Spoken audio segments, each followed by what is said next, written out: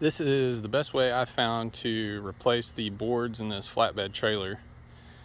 The original boards in this trailer were put in here, and then this back plate here was welded on.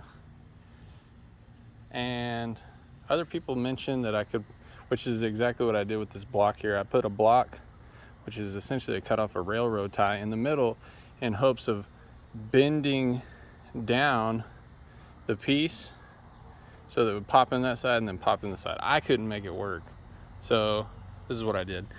I just cut a small section. Instead of cutting the whole back rail off, I just cut one section off where the board can drop in, and I can slide it over, and then I can either leave this open, or I'm probably gonna just weld the piece back on here.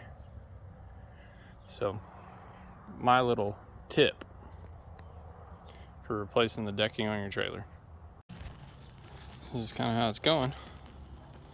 See, I got it notched in down there. Drops in, slide it over. Just push it over.